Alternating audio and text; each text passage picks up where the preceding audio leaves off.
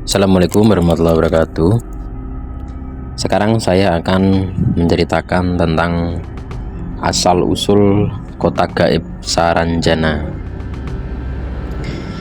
Nah, nama Saranjana mungkin terdengar kurang akrab bagi kebanyakan orang Indonesia. Namun, bagi masyarakat Kalimantan Selatan, khususnya Kota Baru, nama Saranjana menjadi legenda yang terus-menerus dibicarakan dari generasi ke generasi. Secara garis besar, Saranjana diyakini sebagai sebuah kota yang dihuni oleh makhluk-makhluk gaib tak kasat mata.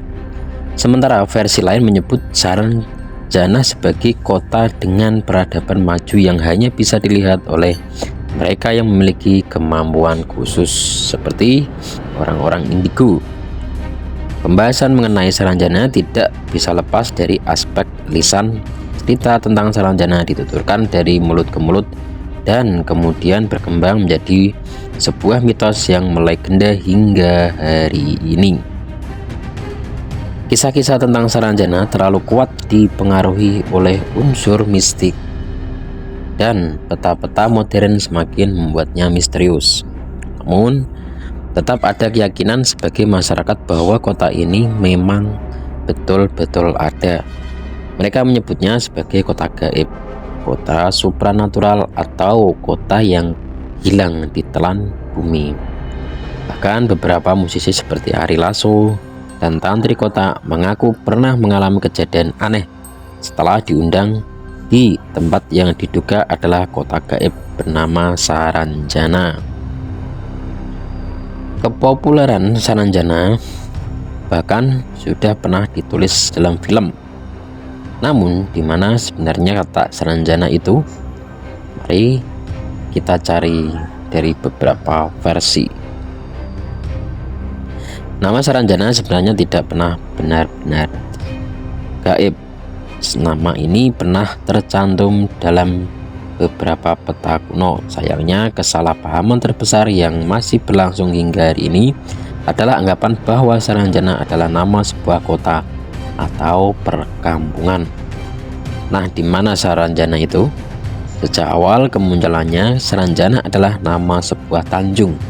Yang memberi nama tanjung ini adalah Solomon Muller, seorang naturalis keturunan Jerman sekaligus anggota dinas kehutanan hingga Hindia Belanda pada sekitar tahun 1800-an. Muller datang ke Indonesia untuk melakukan penelitian flora dan fauna serta memetakan beberapa wilayah di sana. Pada tahun 1845, Muller mulai menuliskan sebuah wilayah yang berada di sebuah selatan pulau laut bernama Tanjung Saranjana yang dituliskan dengan tanda awalan huruf T yang diketahui adalah sebuah tanjung. Nama wilayah Saranjana juga muncul dalam peta State of Residency of Borneo tahun 1913. Namun, di peta ini Tanjung Saranjana sudah berubah nama menjadi Tanjung Sarangjana. Kedua peta ini merupakan bukti kuat bahwa Saranjana dalam perspektif sejarah adalah fakta dan telah ada. Namun masalahnya kembali pada anggapan bahwa ini adalah nama sebuah kota. Sejak awal kemunculannya, Saranjana adalah nama sebuah tanjung. Bukti lain yang menguatkan bahwa Saranjana adalah nama sebuah tanjung terdapat dalam Kamus Belanda karya Peter Johannes Vedt yang terbit pada tahun 1869. Dalam kamus tersebut, Vedt menuliskan kalimat tentang Saranjana yang artinya secara garis besar adalah tanjung di sisi selatan pulau laut yang merupakan pulau yang terletak di bagian tenggara Kalimantan. Pada masa pendudukan Jepang, nama Tanjung Sarangjan atau Sarangjanat kembali berubah nama menjadi Tanjung Lala seperti yang terlihat dalam peta buatan tahun 1942. Namun ini tetap dipertahankan hingga saat ini. Secara sederhana, alasan Saranjana tidak lagi tercantum dalam peta modern adalah karena mengalami perubahan nama. Terdapat banyak hipotesis mengenai asal-usul Saranjana dalam publikasi Myths in Fiction of. Salah satunya adalah anggapan bahwa nama Saranjana berasal dari nama tokoh dalam legenda kerajaan Pulau Halimun yang bernama Samburanjana. Samburanjana adalah putra kedua dari Raja Pakurindang yang memiliki sifat pendiam, tidak suka bergaul dan tertutup. Evolusi pelafalan dari Samburanjana menjadi Saranjana dalam lidah orang-orang lokal menjadi asal mula Saranjana. Sumber lain mengindikasikan bahwa nama Saranjana berasal dari bahasa Mandar yang berarti sarang elang, dengan saran yang berarti saran dan jana yang berarti elang.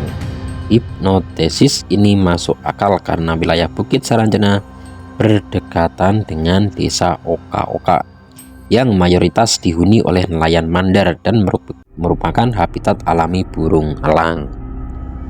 Dalam penelitian sejarah Universitas Lambung, Mangkurat Mansur mengajukan hipotesis bahwa Saranjana sebenarnya merupakan nama wilayah kekuasaan suku Dayak Samihim di Pulau Laut. Kerajaan ini diyakini muncul sebelum abad 17 Masehi. Dipimpin oleh kepala suku pertama, Samburanjana, namanya kemudian berubah menjadi Saranjana dan menjadi nama kerajaan serta wilayah tersebut. Selama ratusan tahun wilayah ini diduduki oleh suku Dayak Samihim. Namun kelompok ini akhirnya meninggalkan wilayah ini setelah perang melawan kekuatan asing yang menyerang dan merusak wilayah mereka. Menurut catatan dari Go Hom Gyun Fong, pada tahun 1660, Pulau Laut termasuk wilayah Saranjana menjadi bagian dari tanah milik Pangeran Surapurabaya dari Kesultanan Banjar. Peningkatan kekuasaan Raden Bagus atau Sultan Amarullah Bagus Kusuma sebagai Sultan Banjar dari tahun 1660 hingga 1700 menyebabkan konflik dan ketidakpuasan di antara pewaris tahta lainnya. Beberapa dari mereka memberontak termasuk Sultan Dipati Anom II atau Raden Kusumaya. Sultan Dipati Anom II berhasil merebut tahta namun kemudian diserang dan tewas oleh pasukan Amarullah pada tahun 1679. Pangeran Purabaya sebagai langkah damai diberi wilayah di Pulau Laut. Di sana ia membangun kekuatan bersama warga ke dalam pedalaman dan menyerang Kesultanan Banjar untuk menggulingkan kekuasaan Sultan Amarullah Bagus Kusuma. Setelah serangan balik dari Kesultanan Banjar yang didukung oleh sekutunya, Pangeran Purabaya dan anaknya Gusti Bungsu akhirnya tewas pada akhir tahun 1717. Setelah peristiwa tersebut, mitos tentang negeri impian berkembang. Mitos tentang negeri impian berkembang ini menjadi kuat dalam ingatan pengikut dan penduduk lokal. Mitos ini berkaitan dengan gagasan Pangeran Purabaya tentang membangun kekuasaan yang lebih besar dari Kesultanan Banjar di Pulau Laut. Mitos ini kemungkinan menjadi asal mula cerita tentang kota maju yang bernama Kota Saranjana yang masih diceritakan turun-temurun oleh penduduk lokal setempat. Saat ini Saranjana hanya merupakan nama bukit kecil di desa Oka-Oka, Kecamatan Pulau Laut, Kepulauan, Kabupaten Kota Baru, Kalimantan Selatan. Namun cerita mistis yang terkait dengan Saranjana lebih kuat atau lebih bisa diterima dan dipercaya oleh masyarakat yang masih merasakan kedekatan dengan unsur mitis dan klinik, ketimbang hanya sebagai nama Tanjung dengan narasi sejarah dan perlawanan seorang pangeran Banjar. Oke, itulah cerita asal-usul kota Saranjana.